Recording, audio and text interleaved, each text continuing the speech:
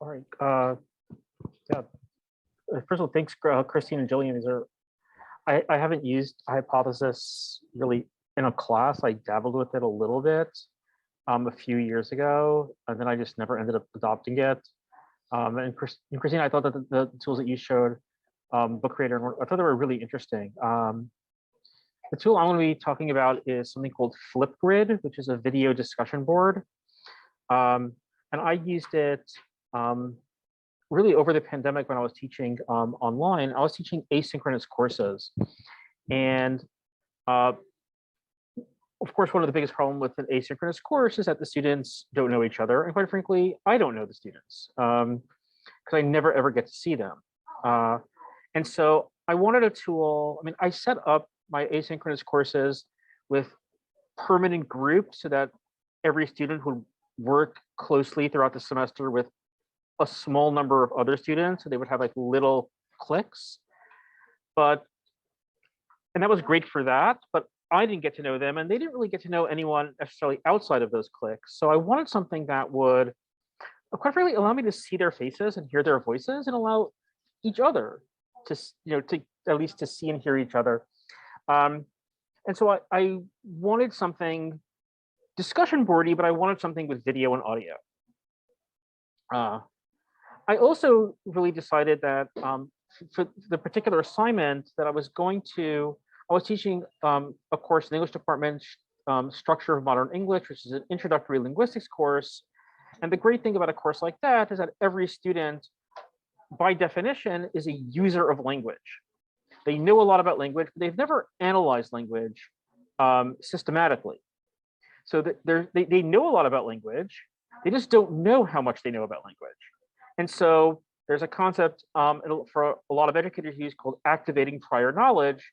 I wanted something before they even got into the course material, something to sort of spark their imaginations, but also where they can like draw on their own experiences and realize, oh yeah, I recognize this. So it was a short assignment, which is really good for video because I didn't want them to have to be recording themselves for very long. So I wanted something short, casual, didn't require a ton of grading. I mean, I'm an ungrader anyway, but this would, in any case, this would just be marked for completion. They did it or they didn't do it. And then, so then I guess my thinking was which tool to use. And I think that was like the big thing. And so when I'm choosing tools, for me, one of the big things is that the tool should be 100% free. A lot of tech tools are freemium, which means that they offer you a teaser. You can either use some of the features, but not all, or you can use all of the features, but only have limited use. And so Padlet, which is a favorite tool, here at ACERT, Padlet.com is freemium because you only get to use 3 free Padlets.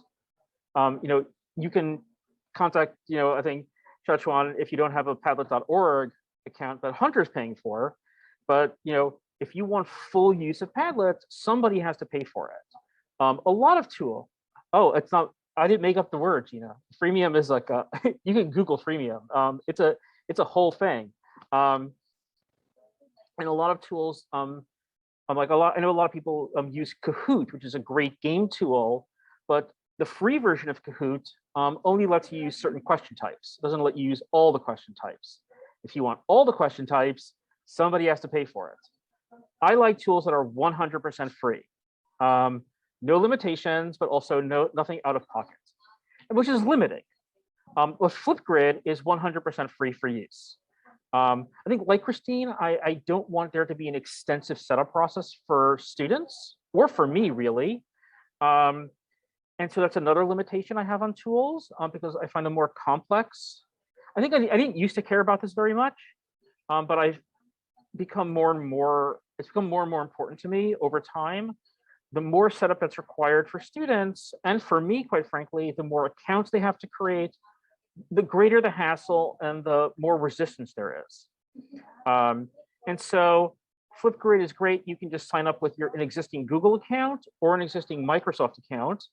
And I think what's important for us here at Hunter is that all of the students' My Hunter emails are Microsoft accounts. So they can sign up using their existing school IDs, which is great. So that really was really ticked a lot of boxes for me. So it was a really easy tool. I like things to be located within Blackboard. They don't have to be integrated deeply into Blackboard.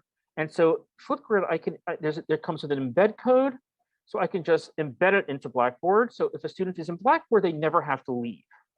They would have to like maybe click the embed and log in, but at least they wouldn't have to exit out if they didn't want to.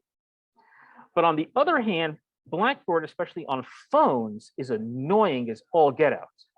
And a lot of students, especially if they're taking online courses, their predominant way of accessing the internet is their phone. And so while I want people to be able to never leave Blackboard, I also want people to never have to go into Blackboard. And so Flipgrid, you can access it through their website, but they also have free apps for Android and iPhone. So for me, like, it was a really great tool because it was accessible however the student wanted it. I could set it up as a one-stop shop, but I could also let them access it on their phone. And I have it on my phone. So when I was accessing it, I wasn't going into Blackboard necessarily. I was using it on my phone. Really, really simple. And so I think like those things were important.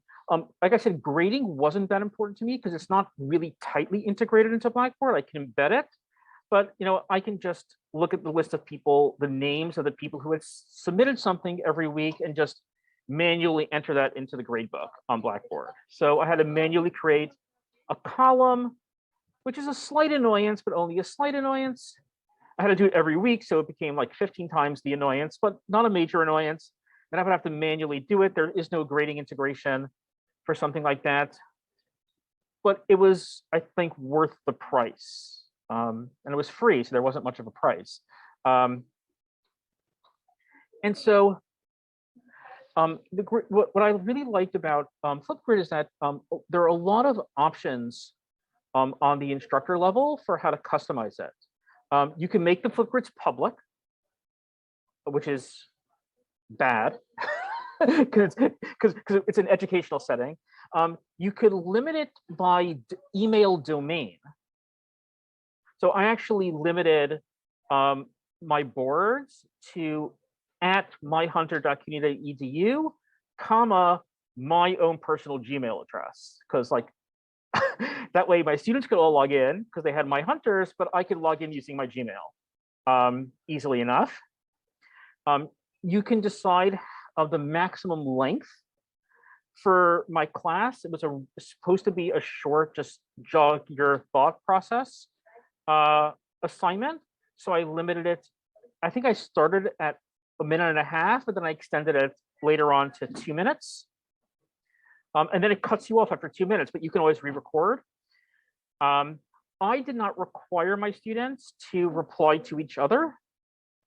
But you can, and you can decide whether they can reply by video, by text, or both. You can choose whether they can like each other's videos. You can choose whether they can download or subscribe, how often they get alerts, how often you get alerts. Oh, that's really, really nice. And again, for a school assignment, again, what's also nice is that you can decide when the board opens and when it closes. So all of the boards, I had a week, students had a week to do it. And at that point, the board became view only. So they could always look back and see what someone had said, but at a certain point, they were not able to add to it, which I think is really useful because I didn't want to be going back 3 weeks to double check if a student who hadn't done something had added it. Like it was a very low stakes throwaway assignment.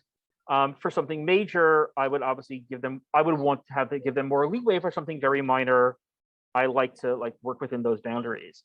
So all the tools I thought were really, really easy. And the setup on my side is actually really, really easy. And if I can screen share for a second. You have I'm about a actually minute, going, Jack, just so you know. okay, that's okay. Where am I? Oh, so this is, my students can, here it's fully embedded. I can just join with, I let myself join with Google, so I can just log in. And here it is. All of my students that semester had done it. It's really, really simple. If this were a live board, then at the end, there'd be a giant green button they could just press and start recording. It's really, really simple, or they can pop it out. And the setup is really, really, it's very easy to set up a group.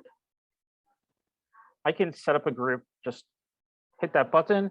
You get a theme. I can give the group a name.